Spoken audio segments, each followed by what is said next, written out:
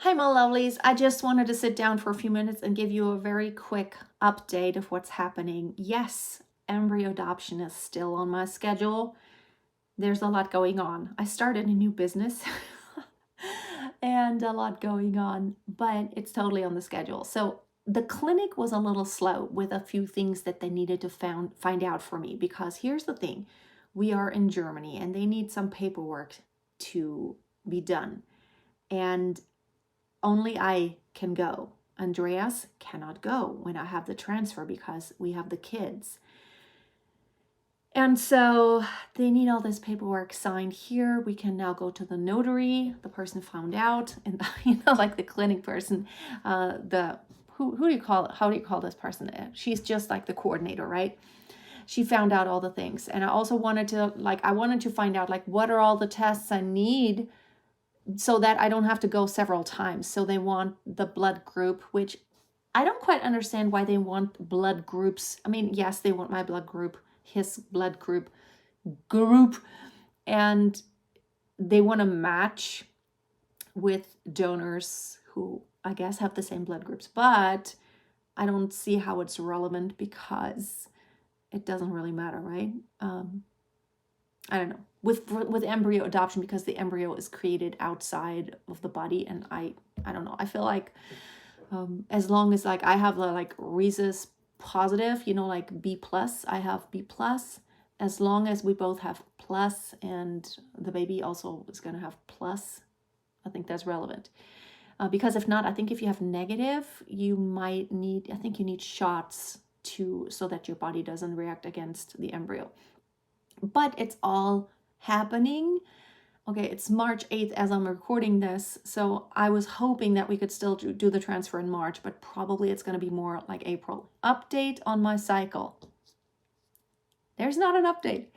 I still haven't had a cycle. So probably, unless I'm going to go to the doctor soon, unless there's something else going on, but I feel like probably I'm in menopause now, or I'm approaching menopause, because it hasn't been a year. It's been, let's see, I think November. So 4 months.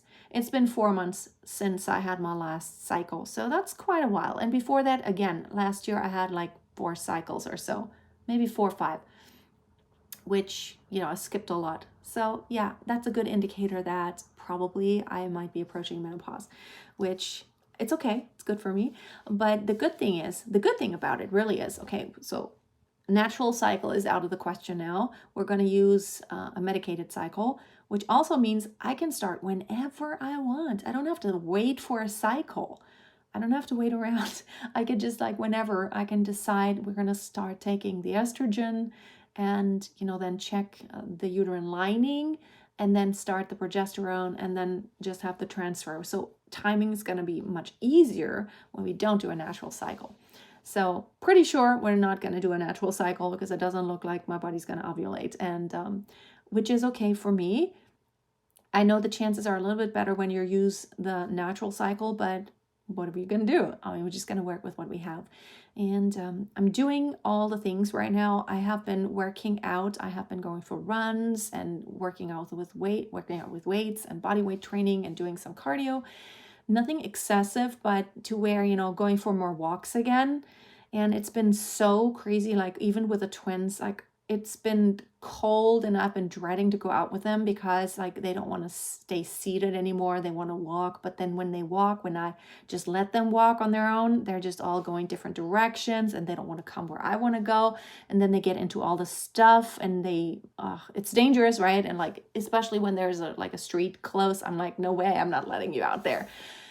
One child is very easy. You just say, come on, take my hand, but they won't just walk and take my hand and come with me where I want to walk. So we are out there in the fields, and it's just been too cold. But I have decided, I don't care how cold it is, I'm going to go take more walks again. When they were smaller, last year around this time, I took tons of walks. I walked an hour every day, at least. Trying to look for my phone, how many steps, but I'm recording with my phone. But at least get my 10,000 steps in every day. And I don't know, I guess there's a study. I heard that somewhere on a post on socials. It seems like there's a study somewhere that says women who watch their steps rather than the time they invest in working out. Really focusing on more steps, they are healthier because they focus on overall movement versus just doing the workout. So it's better to move more throughout the day than it is just to do sitting statically and then do a 30-minute workout. So the constant moving is better. And I feel like I've been doing so much housework, and I've decided actually this has worked really well. Because there's always so much to do and I feel like I can never get everything done, I have decided I'm going to treat everything as if it were a job, like a literal job that like I'm getting paid for. Like I have an employer and she pays me for it. And so I have my job as my business owner, like my business, that's my job. And then when that is over, when my babysitter leaves, my next job is like I'm a cook. And so when I'm a cook, I'm trying to focus on being a cook and doing all the things like, what would I do if someone paid me to be the cook and to do this for them? And then I'm also asking myself, like, now I'm the childcare person. I'm the mother, okay? I'm a professional mother, but just let's pretend I am. You always have a different perspective when you feel like maybe treating it like I am actually a babysitter for someone else's kids, because I think I would do a lot of things differently. I would probably think even more.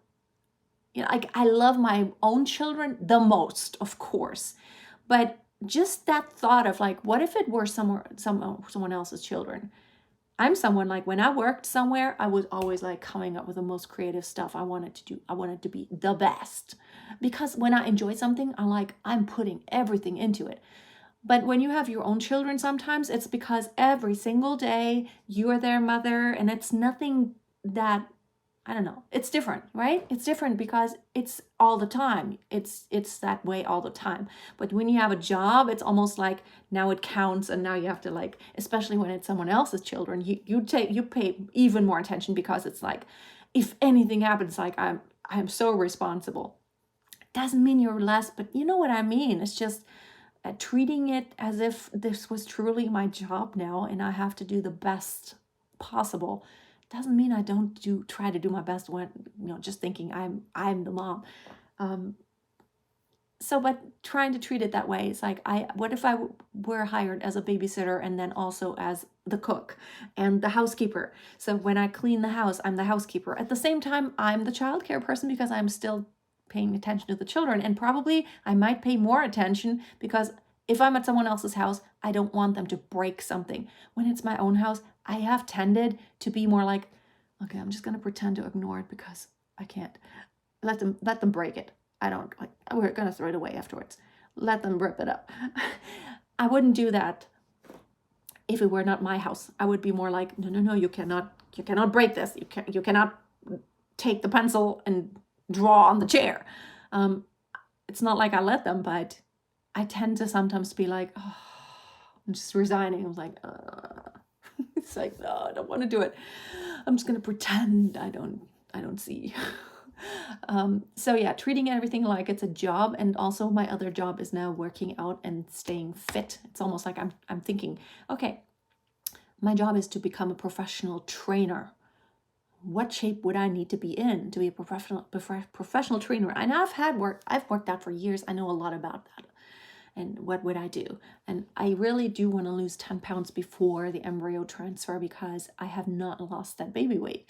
It's almost like when I stopped pumping, I still had all of that appetite. And while I totally eat healthy food, I also eat more. I don't know. I always feel like, because I'm always making food for the kids all the time, and it's not easy because like I make one thing and then Emil doesn't eat it, and so I try so that he does eat. I'm like, well, let me try something else, and then I'll eat everything. And that when they don't finish, a lot of times I'm thinking, oh no, like that's good to throw it away. Let me just eat the last few bites. And that's the kind of thing. Now I'm always telling myself, I don't have to eat this. I don't have to eat this. Or when they have like a half cookie and then like, no, I don't want it anymore, they throw it away. I'm like, I used to like just intuitively, okay, I'll eat the half cookie.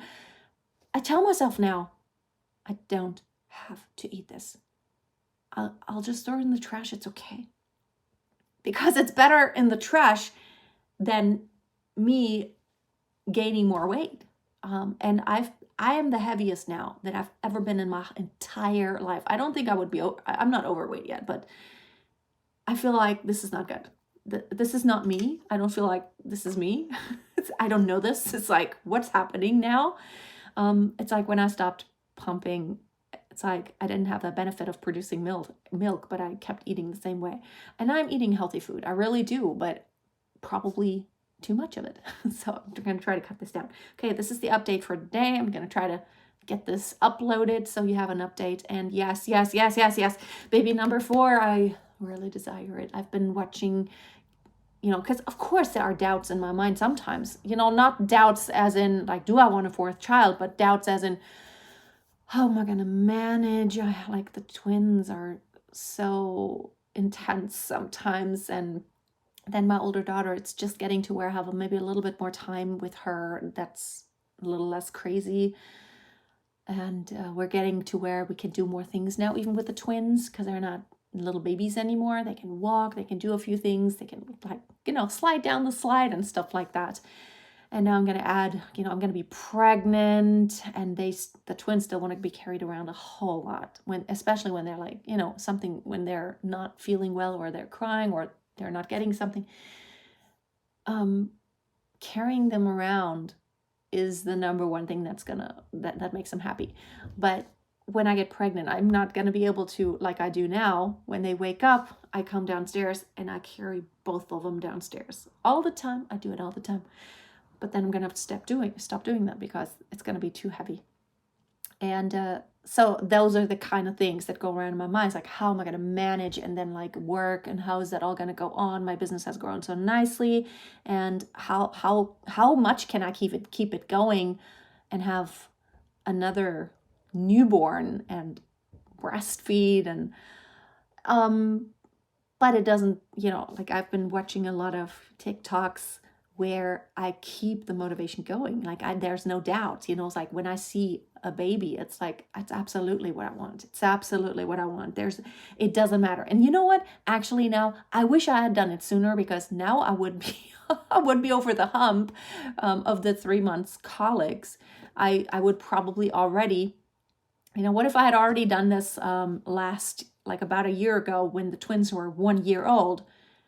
Then, I would already have a baby that would be 3, 4, 5 months old, and we would be probably have already over the worst in the beginning. What do you mean? It's not bad. It's also very precious, but it's just physically draining in the beginning. It's just the truth. Newborn babies are physically exhausting because they need you a lot.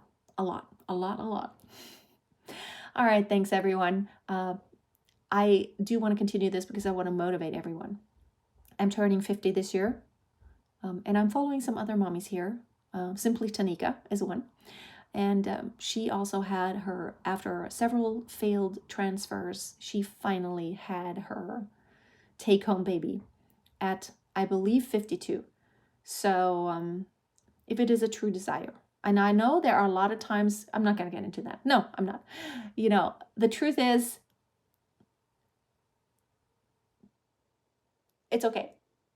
Those kids are going to be happy kids because they're very, very, very loved and very wanted. And they have each other. They have siblings. So even when mom, I plan to be at least 95 because that kind of runs in my family. Old women, they get really old. I plan to be here until I'm 95. So, my children, even the youngest is going to be 40 plus. So not too bad. And then they have their siblings. So they're not on their own, and it's not like they have no family.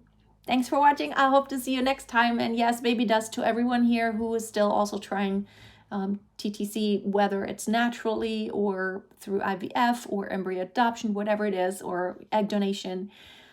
Baby dust to us all, because children are the greatest blessing. Bye.